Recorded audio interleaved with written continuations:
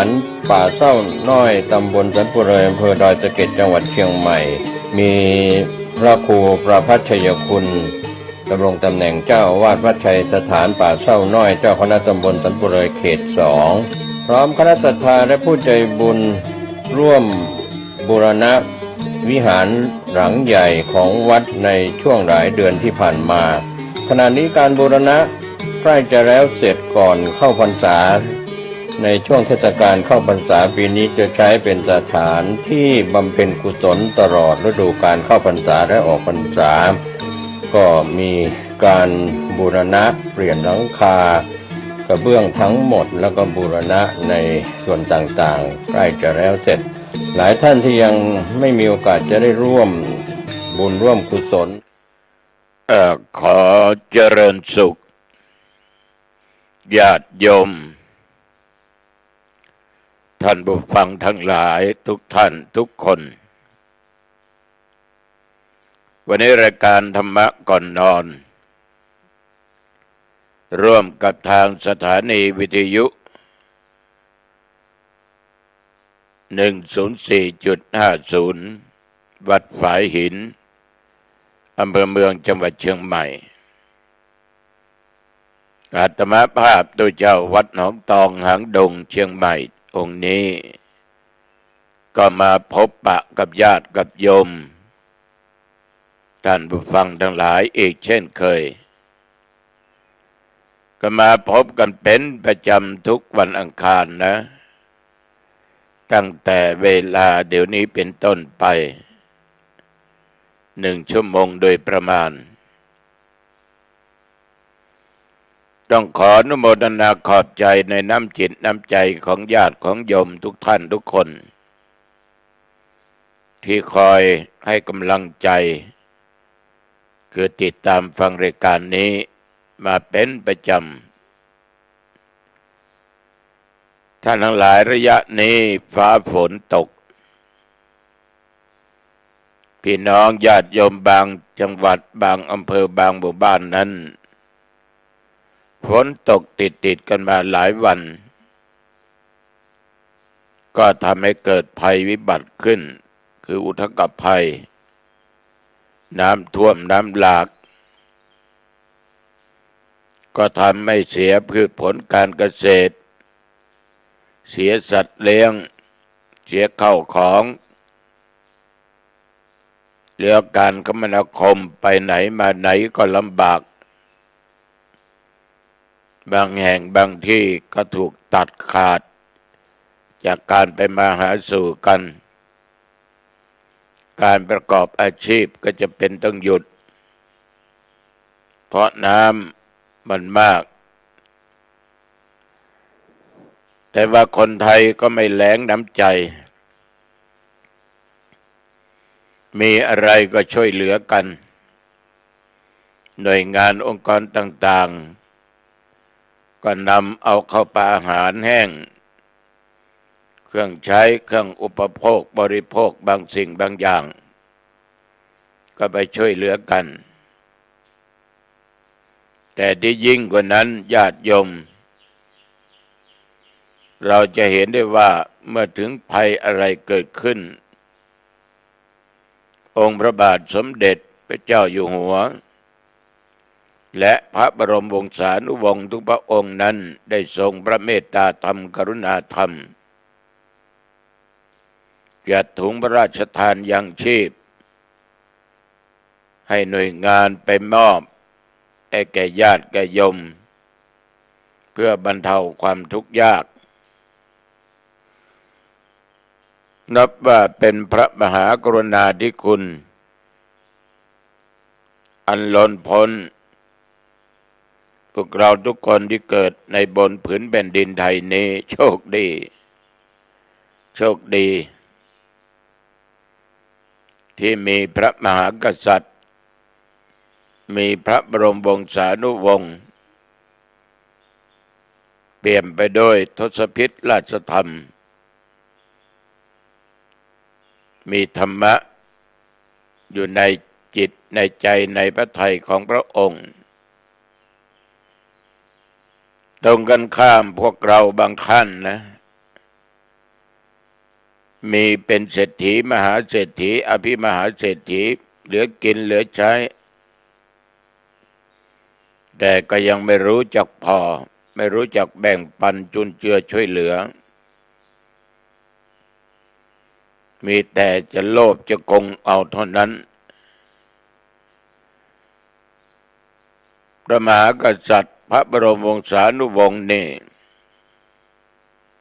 เหมือนพระโถองค์ท่านปิดทองหลังพระเพราะไม่มีใครประกาศไม่มีใครไปพูดถึงประกาศก็น้อยนักแต่พระองค์ก็ทรงเมตตาธรรมกรุณาธรรมต่อประสบนิกรของพระองค์ด้วยดีตลอดมาแม้แต่ประสงค์องค์เจ้าพระเจ้าแผ่นดินก็ทรงเป็นพุทธมามกะ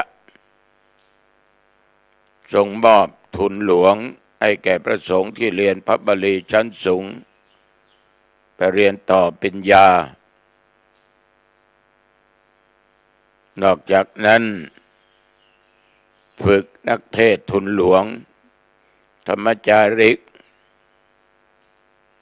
จัดอบรมวิปัสสนากรรมฐานสอบบาลีนักธรรมเมื่อไหร่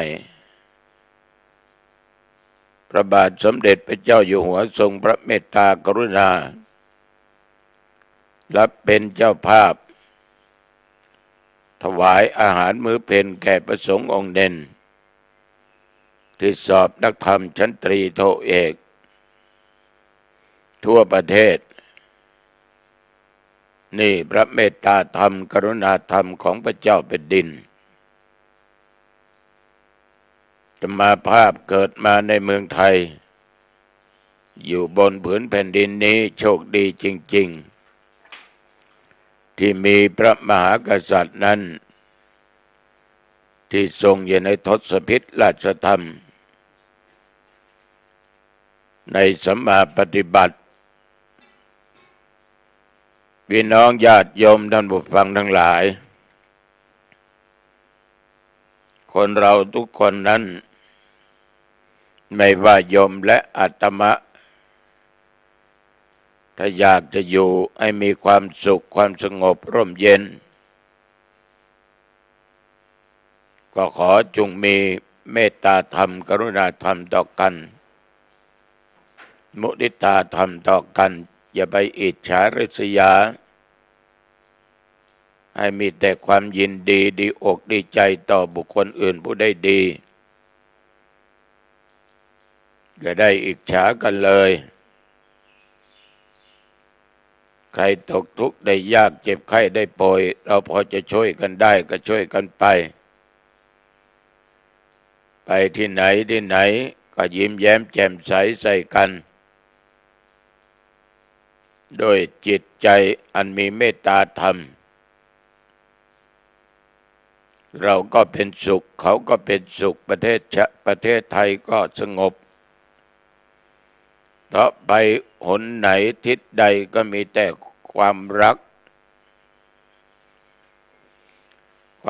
นี่เป็นบ่อกเกิดแห่งความสุข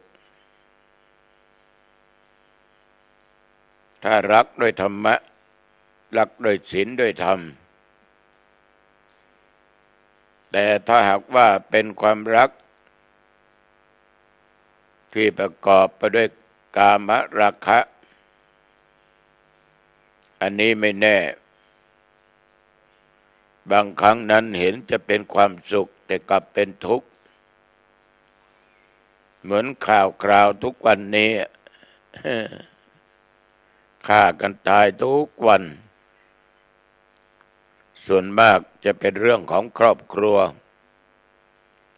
เรื่องผัวเมียผิดศีลข้อที่3นอกใจกันหึงหวงกันก็เลยฆ่ากันตายทำร้ายร่างกายกันเป็นข่าวอยู่เกือบทุกวันนี่คือความรัก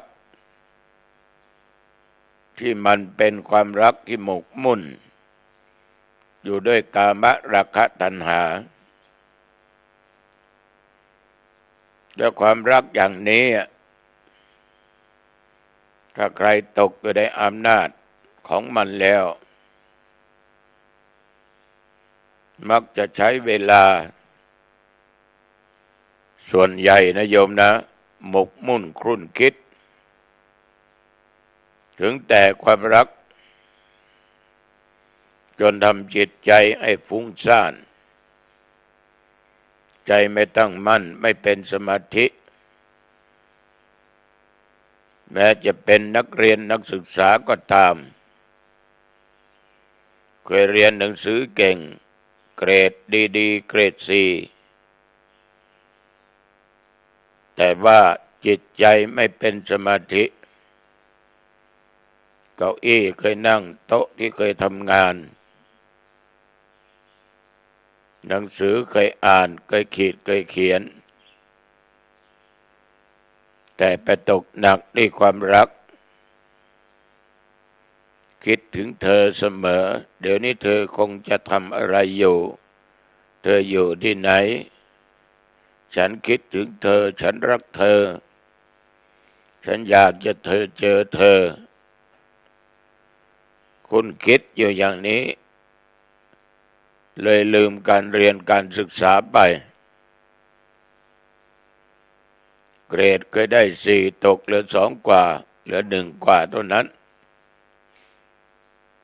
มีหลายคนที่เป็นอย่างนี้ตกหลุมรักถ้าเป็นรักด้วยเมตตามีความปรารถนาดีต่อกันรักกันเบื่อแผ่กันอย่างนั้นมันคงจะรักษาเกรด4ไว้ได้ดีแต่ถ้ารักด้วยความลุ่มหลงจิตใจไม่มั่นคงเกิดอารมณ์ฉุนเฉียวบางคนจนที่เรียกว่าเกิดความระแวงแข็งใจขึ้นโทรไปหาเมื่อไรคนที่รักไม่รับสายใจก็คิดแล้วว่าคงจะมีชายอื่นมีกิ๊กมีหญิงอื่นโทสะร้ายกาจก็เกิดขึ้นถ้ากูไม่ได้ใครก็อย่าได้มึงไปออกจากบ้านออกจากที่อยู่ไปตามราบีเข็นฆ่าดังที่มันเป็นข่าวกันอยู่ตลอดเพราะตกหลุมรักบางครั้งเป็นครอบครัวเป็นสามีภรรยากันก็ไม่มีความพอใจในสิ่งที่ตัวเองมีที่อยู่กับตัวดันไปหลงกับชายอื่นหญิงอื่นเลยเกิดความรักสามเศร้าขึ้นมาตามไปฆ่าถึงบ้านหรือเจอที่ไหนก็ยิงให้ตายที่นั้นนี่มันอะไรเพียงแต่ความรักทำไมถึงฆ่ากันตายโยมทั้งหลาย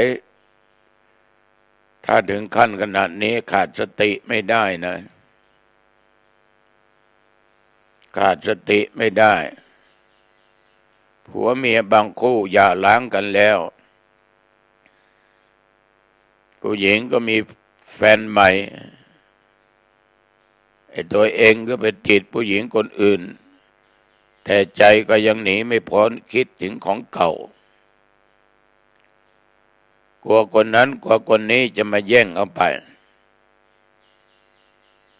ขอคืนดีถูกปฏิเสธด้วยความคับแค้นใจหลงงมงายจนเกินไปเลยฆ่ากันตายบางคนก็ฆ่าตัวเองตามไปด้วยหนีความผิดหนีไม่พ้นบาปกรรมที่คุณสร้างนะมันหนีไม่พ้นแสดงว่าอดีตชาติไหนก็ไม่รู้ คุณก็คงจะทำอย่างนี้มาชาตินี้เลยเจออย่างนี้มันยิ่งเพิ่มทวีคุณแห่งความทุกข์ความลำบากเพิ่มกรรมเพิ่มเวรขึ้นอีกได้อะไรขึ้นมาเราก็ตายเขาก็ตายหรือเขาตายเราติดคุกติดตารางมันทรมานแค่ไหนลำบากแค่ไหนตายเพราะความรักที่เป็นราคะความกำหนัดความรักที่ตกต่ำไม่เพียงแต่ตัวเราได้รับความทุกข์ความทรมานจะมีครอบครัวมีผัวมีเมียมีลูกมีเต้าก็เดือดร้อนพ่อแม่ญาติพี่น้องของเราก็เดือดร้อนทำให้เสื่อมเสียตระกูลหมดทำให้มืดให้บอดทำอะไรไปบางครั้งอยู่ในตำแหน่งหน้าที่เป็นผู้อำนวยการเป็นหัวหน้าคนทำงานตำแหน่งนั้นตำแหน่งนี้ไปหลงสิ่งเหล่านี้ไปทำอะไรเลื่อยเปื่อยขาดสติจิตไม่มีสมาธิไม่ตั้งมั่นไปทำอนาจารกับคนโน้นคนนี้ตำแหน่งหลุดเสียอนาคตเสียชื่อเสียงแม้แต่พระสงฆ์องค์เจ้าก็เช่นเดียวกันท่านจะมียศมีฐานะอยู่ในตำแหน่งใดก็ตามถ้าไม่ใช่ความรักเมตตาธรรมไม่ใช่ความปรารถนาดีต่อคนอื่นเห็นเขาลำบากคิดช่วยเหลือสงเคราะห์ชี้แนะชี้นำสิ่งดีๆให้เขาไม่หลงมัวเมาอยู่ในรูปในเสียงในกลิ่นในรสในการสัมผัสจะเป็นเจ้าคุณชั้นไหนก็ตามพระชั้นไหนก็ตามถ้าหมกมุ่นอยู่ในความรักของทางโลกอย่างนี้ก็ถูกปลดได้ถูกจับให้ศึกได้ติดคุกติดตารางได้ก็เสียหมดญาติโยมเอาไปเอาเป็นที่ไหว้ที่กราบที่สาที่บูชาก็มีหลายองค์ที่เป็นอย่างนี้นะก็เป็นข่าวกันอยู่ตลอดทั้งจริงและไม่จริงท่านทั้งหลายความรักอย่างนี้มันทำจิตใจให้ฟุ้งซ่านเมื่อใจไม่ตั้งมั่นไม่มีสมาธิจะเกิดแก่ผู้ใดผู้ไหนก็ตามไม่ว่าเด็กนักเรียนนักศึกษาผู้ใหญ่ผู้เฒ่าตลอดจนตัวเจ้าพระเนนการงานก็จะตกต่ำหน้าที่ก็จะหายฉะนั้นการเรียนก็ดีการทำงานก็ดีต้องมีจิตเป็นสมาธิตั้งมั่นประการสำคัญอย่าขาดสติคนที่กำลังใกล้จะตายนี่โยมหากยังมีจิตใจเร่าร้อนหมกมุ่นอยู่กับสิ่งที่เป็นฝ่ายต่ำที่เป็นตัวกิเลสคือความโลภความโกรธและความหลงกามราคะตัณหาท่านบอกว่าเมื่อละโลกนี้ไปแล้วตายจากโลกนี้ไปแล้วอำนาจบาปกรรมนั้นก็ให้ผลนำไปสู่นรกได้ไม่ตายก็ตกนรกทั้งเป็นแล้วเมื่อเราได้มีโอกาสมาเกิดเป็นคนนี้มันก็แสนยากมากนะโยมนะ แสนยากมากถ้าเราเกิดในจำพวกอบายภูมิเป็นเปรตอสุรกายสัตว์นรกยิ่งลำบากเกิดเป็นสัตว์เดรัจฉานโยมยังดูบ้านของโยมมียุงกี่ตัวมดกี่ตัวมีอะไรกี่ปะทะมีหมูมีหมามีแมวมีจิปะทะสัตว์มันมากกว่าเราก็ยื้อแย่งอาหารการกินกันถ้าเป็นหมาพันธุ์แมวดีก็ยังดีหน่อยมันก็ได้นุ่งดีได้กินดีอาหารดีๆได้นั่งรถเบนซ์รถBMไปเที่ยวกับเจ้าของมัน แต่อย่างไรก็ตามนั้นคือจำพวกอบายภูมิเกิดเป็นสัตว์เดรัจฉานฉะนั้นญาติโยมท่านทั้งหลายก็ไปตกอยู่ในอำนาจอันเป็นบาปนั้นก็มีโอกาสตกนรกการเกิดมาเป็นคนนี่มันยากอยู่แล้วเราทุกคนถ้าไม่มีศีลไม่มีธรรมเพียงพอในชาตินี้พระเจ้าหนองทองคงไม่ได้มานั่งพูดธรรมะอาจจะเกิดเป็นหมาเป็นหมูเป็นแมวเป็นไก่เป็นสัตว์อะไรก็ไม่รู้นะคงไม่มีโอกาสไปนั่งพูดธรรมะแต่นี่บุญยังมีศีลมีธรรมจึงได้มาเกิดเป็นมนุษย์และบวชเป็นพระโยมก็บุญเยอะนะได้เกิดเป็นคนเป็นมนุษย์ยังได้ฟังธรรมะจากตุเจ้าหลายองค์และตุเจ้าวัดหนองตองบางคนมีครอบมีครัวมั่งมีสีสุขมีเงินมีทองมีข้าวมีของมีทรัพย์สมบัติได้สามีก็ดีแสนดีได้ภรรยาก็ดีแสนดีมีบุตรธิดาคือมีลูกมีเต้าก็ดีนี่เพราะบุญความรักของโยมมันบริสุทธิ์มาตั้งแต่ชาติไหนชาติใดเราก็ไม่รู้บุญของโยมมีศีลมีธรรมให้ทานรักษาศีลฟังเทศน์ฟังธรรมเจริญจิตภาวนาอยู่มาตลอดให้ภูมิใจนะแต่อย่าหลงนะอย่าหลงไปทำความชั่วก็แล้วกันฉะนั้นก่อนเราที่จะตายนั่นน่ะมันเป็นเรื่องที่สำคัญนะในชีวิต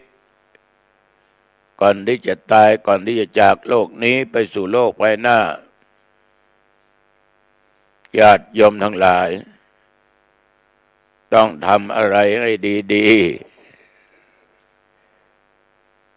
ต้องทำอะไรให้ดีๆนั้นคือต้องมีศีลและมีธรรมเอาศีลห้าก็พอแล้วโยมไม่ต้องบวชสดศีลสังคมปัจจุบันถ้าทุกคนมีศีลห้ามันจะไม่รบราฆ่าฟันกันไม่ชิงดีชิงเด่นกันถ้ามีศีลข้อสองไม่โลภไม่โกงนะ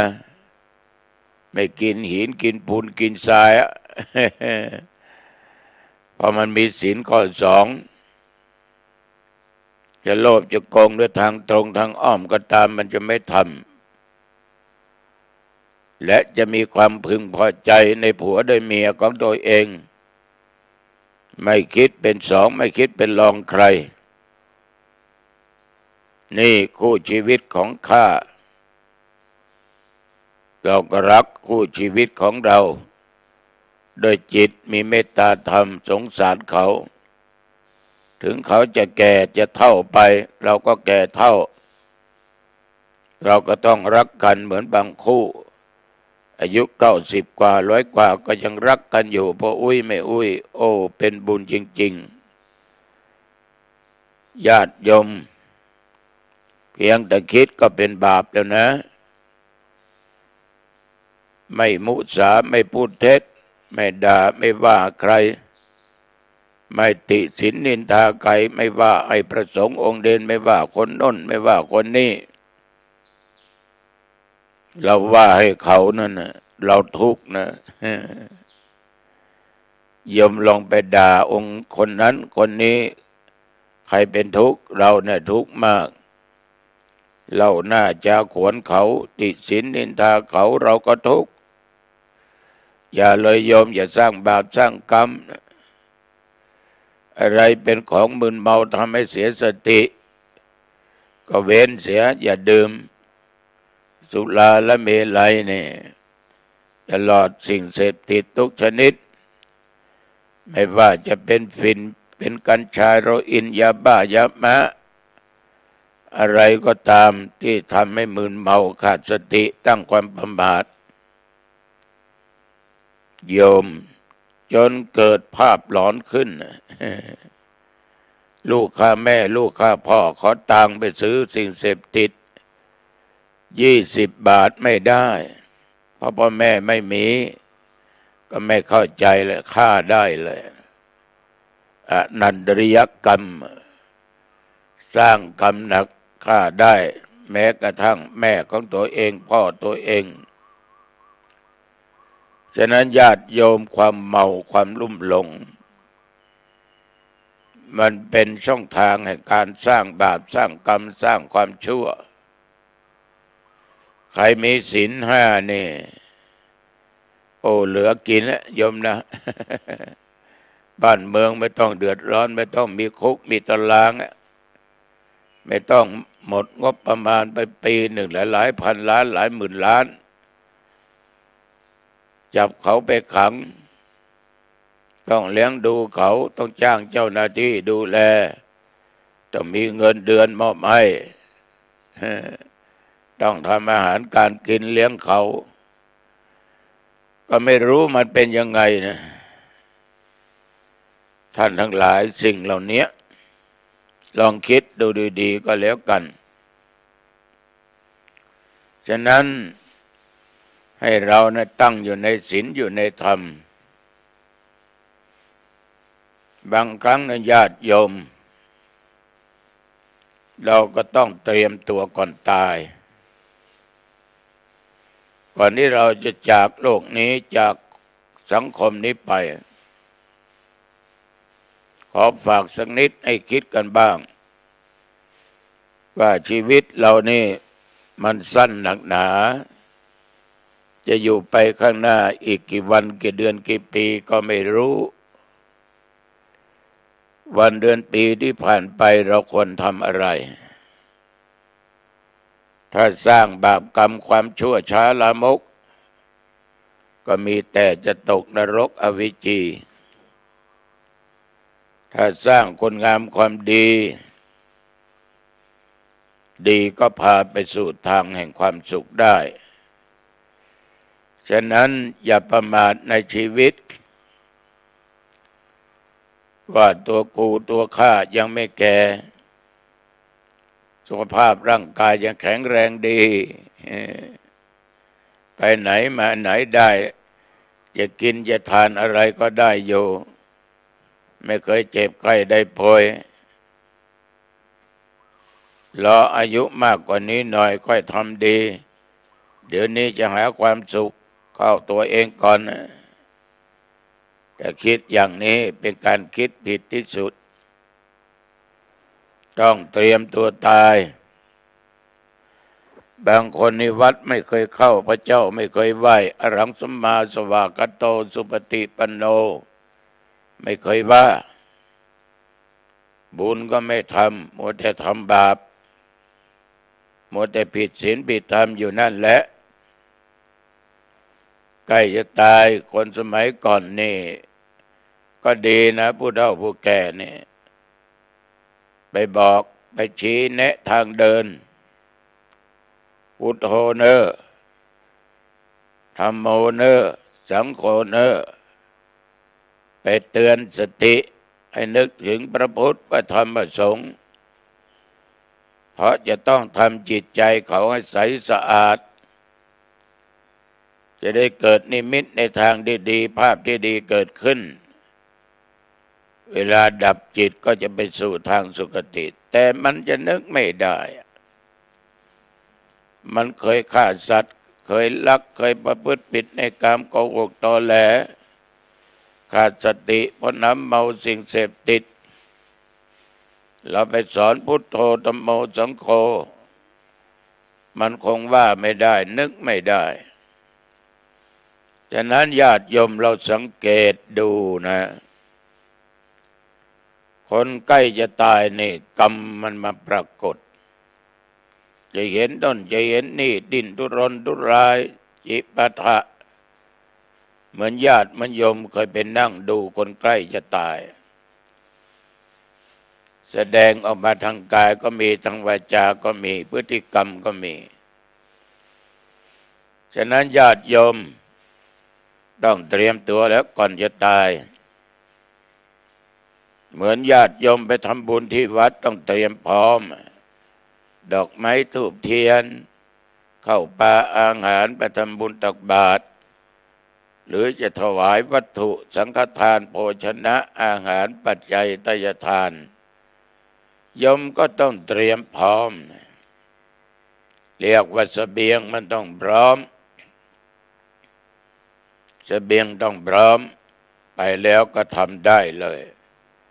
ถ้าจะกรวดน้ำหยาดน้ำก็เกลือนน้ำไปด้วย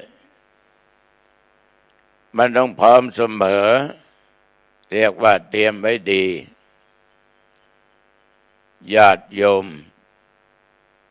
เคยเห็นไหมคนที่ตายนั่นน่ะก่อนที่จะนำศพเข้าสู่ป่าช้าเขาจะมีถุงสามหางจะมีถุงห่อข้าวที่เป็นถุงขาวๆนั่นนะสัปเหร่อจะสบายนำหน้าศพพร้อมกับแบกถุงสามหางในห่อนั้นจะมีอาหารการกินมีข้าวโยมทั้งหลายมันเป็นสิ่งที่เป็นปริศนาปัญหาคนไม่เคยทำดีเนี่ยยังไงมันก็ไม่ได้กินหรอกเพราะมันตายไปแล้วคนทำดีตายไปแล้วก็จะกินข้าวปลาอาหารในถุงห่อข้าวก็ไม่ได้เสบียงคือบุญถ้าเราสร้างบุญสร้างกุศลมันก็เป็นเสบียงเป็นบุญเป็นกุศลให้เราไปพบไปเจอแต่สิ่งดี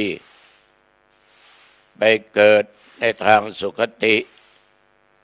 เทวโลกพรหมโลกเหล่านี้เป็นต้นอาหารในถุงเนี่ยไม่ได้ทานหรอกไปถึงป่าช้าเขาก็เอาออกไว้บอกว่าให้เจ้าที่เจ้าทางหมดเรื่องเลยธงสามหางนั่นก็เป็นข้อเปรียบเทียบแต่ตัวเจ้ามักจะพูดเสมอว่ายอมแพ้แล้ว ยอมแพ้ต่อพญายมกิบบาลพญามัจจุราชที่จะนำเราไปมันจะนำเราไปติดคุกติดตารางตกนรกก็ได้ขึ้นสวรรค์ก็ได้ใครเคยฟังธรรมเทศนาพระมาลัยไปสวรรค์พระมาลัยนี่จะเด็ดขึ้นไปบนสวรรค์จะไปกราบไปไหว้บูชาพระเกศแก้วจุฬามณีพูดถึงพระเกศแก้วจุฬามณีเราก็จำลองกันไว้หลายวัดในเมืองเชียงใหม่ก็มีวัดเกศหนองตองก็สร้างขึ้นพระเกศแก้วจุฬามณีที่บรรจุพระเกศาขององค์สมเด็จพระสัมมาสัมพุทธเจ้าแต่เราก็เอาพระธาตุบรรจุอย่างไรก็ตามญาติโยมพระมาลัยนี้ก็ไปกราบไปบูชาพระเกศแก้วจุฬามณี แต่อยากจะพบพระศรียเมตไตรจึงถามเดชบุตรองค์หนึ่งว่าพระคุณเจ้าพระศรียเมตไตรมาไหมเทวบุตรก็บอกว่ามาในขึ้น15 ค่ำนี้มาก็ถึงวันขึ้น15 ค่ำพระศรียเมตไตรก็มาพระเทพมาลัยนี้ญาติโยมก็ดีใจที่ได้พบพระศรียเมตไตรมีคำหนึ่งท่านก็บอกว่าคนทั้งหลายในเมืองโลกมนุษย์นั้นได้ทำกรรมดีมีบ้างไหมเช่นไม่ฆ่าสัตว์ไม่ลักไม่ประพฤติผิดในกามไม่พูดเท็จไม่ขาดสติไม่ดื่มสุราเมลัยสิ่งเสพติดก็เป็นห่วงสิ่งเหล่านี้เขาปรารถนาอย่างไรบ้างพระมาลัยก็ตอบว่าเขาปรารถนาอยากจะมาพบมากราบมาไหว้บูชาพระศรียเมตไตรงั้นก็ให้เขาสร้างคุณงามความดีโดยให้ทานรักษาศีลเจริญเมตตาภาวนาพระมาลัยได้ฟังอย่างนี้ก็กลับมาในโลกเมืองโลกมนุษย์ก็บอกข่าวนี้ให้แจ้งพวกมนุษย์ทั้งหลายได้รับรู้รับฟังถ้าใครอยากจะพบพระศรียเมตไตรก็ให้สร้างบุญบารมีให้ทานรักษาศีลฟังเทศน์ฟังธรรมฟังธรรมเนื้อมหาชาติให้ฟังติดต่อกันเป็นประจำทุกปีทั้ง13 กันตั้งแต่ทศพรจนถึงนครกันญาติโยมท่านทั้งหลายการสร้างความดีนั้นเป็นบุญเป็นกุศลพระมาลัยโพธิ์โลกท่านก็รักเราทั้งหลายพระศรียเมตไตรก็ทรงมีเมตตารักเราทั้งหลายถ้าใครอยากจะไปเจอพระศรียเมตไตรก็ต้องสร้างบุญสร้างกุศลต้องเตรียมตัวก่อนตายเอาเตรียมตัวเรามีความดีจิตใจของเราก็จะไม่ขุ่นมัวไม่เศร้าหมองใจจะผ่องใสใสสะอาดถ้าใจเศร้าหมองนี่ดับจิตที่นั้นก็ตกนรกหรือไม่ก็ไปเกิดเป็นสัตว์เดรัจฉานนะโยมนะด้วยอำนา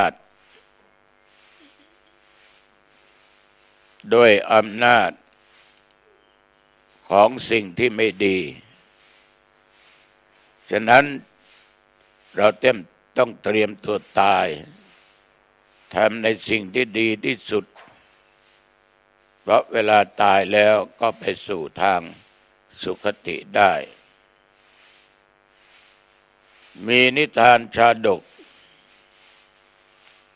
ได้เล่าไว้เกี่ยวกับเรื่องนี้ในเบื้องต้นอดีตการนานมาแล้วญาติโยมทั้งหลายมีผู้ชายคนหนึ่งไปนั่งฟังธรรมจากพระสัมมาสัมพุทธเจ้าเสร็จเรียบร้อยก็บังเกิดความศรัทธาเลื่อมใสคือชายคนนี้มีครอบครัวแล้วมีภรรยาอยู่คนหนึ่งเมื่อฟังธรรมเทศนาเกิดความเลื่อมใสพึงพอใจกลับไปบ้านก็ขออนุญาตจากภรรยาของตัวเองว่าน้องพี่ขออนุญาตไปบวชนะเป็นพระ ในพระพุทธศาสนาของพุทธเจ้าฝ่ายภรรยานั้นญาติโยมก็อนุญาตเหมือนกันนะแต่ว่าไม่ค่อยเต็มใจสักเท่าไหร่นะแต่ก็ไม่ขัดศรัทธาของสามีตัวเองชายคนนั้นก็ได้บวชเป็นพระภิกษุอยู่ในพุทธศาสนาตามที่ตัวเองอยากจะบวชสำหรับนางผู้เป็นภรรยานั้นโยมก็นำเข้าปลาอาหารเนี่ยที่พระอันเป็นอดีตสามีนะชอบทานชอบกินเนี่ยเอามาถวายอยู่เป็นประจำนะเสมอทุกวันทุกวันยิ่งกว่านั้นทุกครั้งที่ไปหาพระภิกษุอดีตสามีนางผู้เป็นภรรยาจะแต่งตัวอย่างสะสวยงดงามนุ่งสั้นบ้างอะไรบ้างจิปาถะแต่งใบหน้าสวยให้งามเพื่อว่าสามีที่เป็นพระใจจะอ่อนแถมยังนำเรื่องภายในครอบครัวนั้นไปพูดให้พระฟังเป็นประจำว่าทุกวันเนี้ยมีผู้ชายเข้ามาบ้านมาเกี่ยวพาราสีมาชอบคนนั้นก็มาคนนี้ก็มาก็เลยทำให้จิตใจของพระอดีตสามีจิตใจกระวนกระวายและญาติโยมห่วงหาอะไรใครจะสึกกลับไปครองเรือนตามเดิมล่อได้ดีจริงๆนะเมื่อพระบรมศาสดาทรงทราบถึงความรู้สึกของพระภิกษุรูปนี้ก็จึงตรัสถามว่าท่านก็ยอมรับแต่โดยดีที่พระพุทธเจ้าถามพระพุทธองค์ทรงเปี่ยมด้วยพระเมตตาธรรมกรุณาธรรมปรารถนาจะเตือนสติภิกษุนั้นให้เลิกโล้มความตั้งใจที่จะหวนกลับไปเวียนว่ายอยู่ในกองทุกข์อีกก็ได้ทรงระลึกถึงชาติแต่หนหลังของภิกษุรูปนั้นด้วยบุพเพนิวาสานุสติญาณของพระองค์ก็จึงได้แสดงมัจฉาชาดกให้แก่ภิกษุนั้นฟังว่าอดีตการนะครั้งเมื่อพระเจ้าพรหมทัตกรุงพาราณสีของบ้านของเมืองอยู่ขุงน้ำหน้าเมืองก็มีปลาใหญ่ตัวหนึ่งปลาตัวนี้เกิดติดใจรักใคร่นางปลาสาวนางปลาสาวนี่ว่ายน้ำไปทิศไหนไปทางใดก็ตามปลาตัวนี้ก็จะว่ายน้ำติดไปเพราะว่าความหลงรักในปลาสาวขณะที่กำลังว่ายน้ำเคียงกันอยู่นั้นนางปลาได้กลิ่นแหที่ชาวประมงนำมาดักไว้ก็จึงว่ายน้ำหลบฉากออกไปทันทีฝ่ายปลาตัวผู้นั้นโยมทั้งหลายก็ไปติดแต่ว่าจะต้องต้อนนางปลาให้ได้ไม่สนใจอะไรทั้งสิ้นจึงว่ายพุ่งเลยเข้าไปติดแหชาวประมงเห็นก็รีบยกแหขึ้นจับปลาตัวใหญ่นั้นจับได้แล้วก็โยนขึ้นไปที่ริมฝั่งไว้กับปลาทั้งหลายเหล่านั้นที่ถูกจับมาก่อนหน้านั้น แล้วก็เตรียมก่อกองไฟตั้งใจจะย่างกินให้อร่อยตัวมันใหญ่ดีเลยนะเนื้อคงจะเยอะปลาใหญ่นั้นดิ้นทุรนทุรายฟาดหัวฟาดหางอยู่บนตลิ่งเพราะด้วยความหลงรักปลาสาวแต่แทนที่มันจะหวั่นกลัวความตายที่กำลังจะมาถึงมันกลับคร่ำครวญรำพันถึงนางปลาสาวทุกข์ใจเพราะคิดถึงนางปลาสาวกลัวว่านางปลาสาวนั้นจะเข้าใจผิดคิดว่าตัวเองแอบไปติดพันกับนางปลาตัวอื่นขณะนั้นพราหมณ์ปุโรหิตของพระเจ้าพมทัต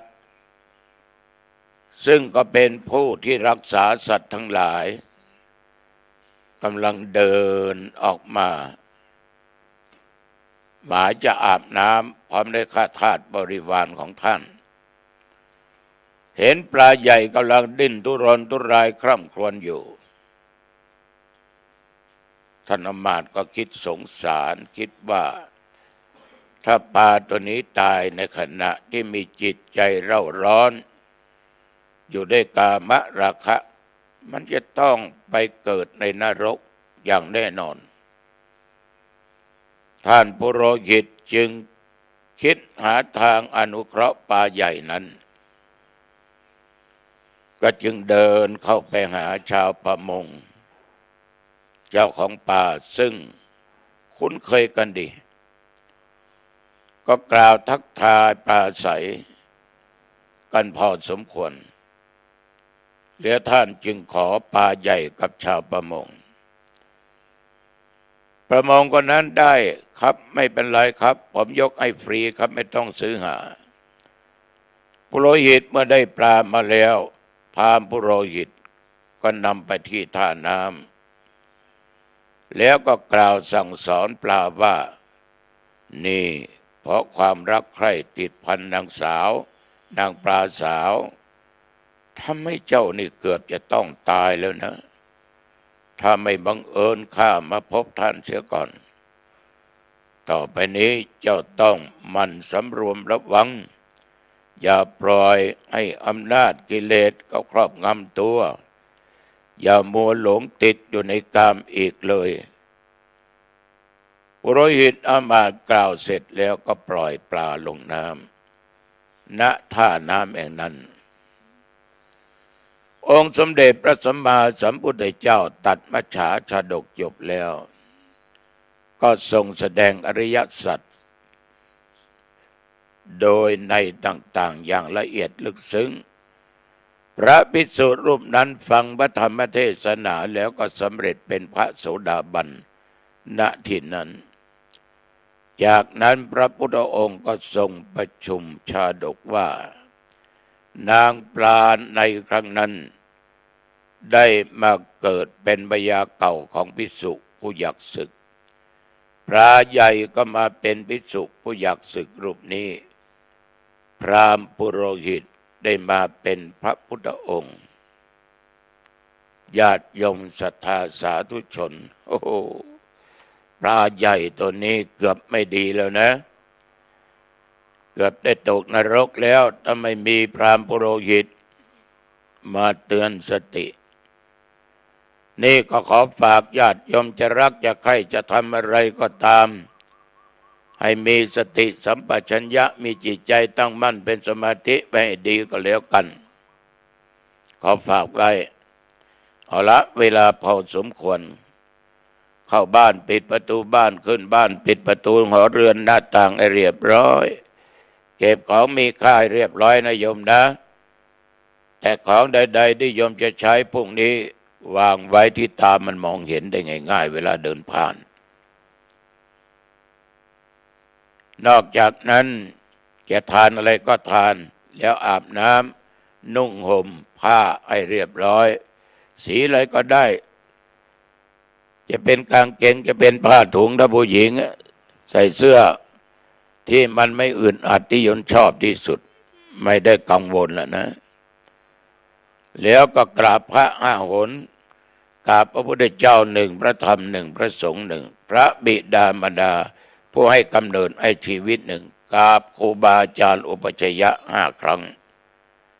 แล้วสวดมนต์3 บทบทพุทธคุณธรรมคุณสังฆคุณอิติปิโส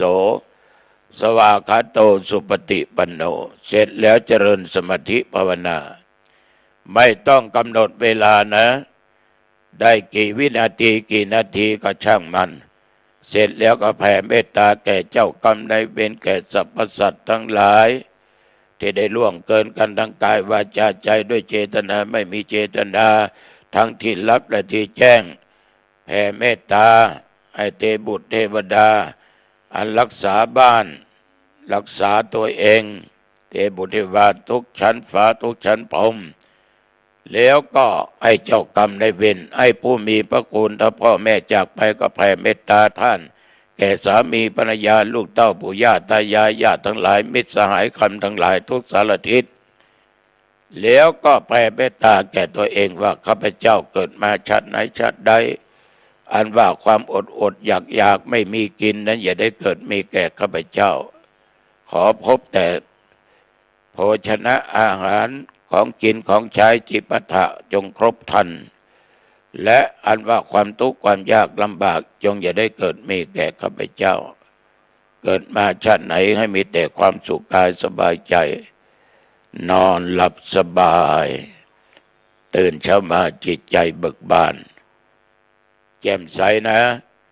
เอาพอสมควรแก่เวลาอายุวันโนสุขังพลังพบกันใหม่โอกาสหน้าเจริญพร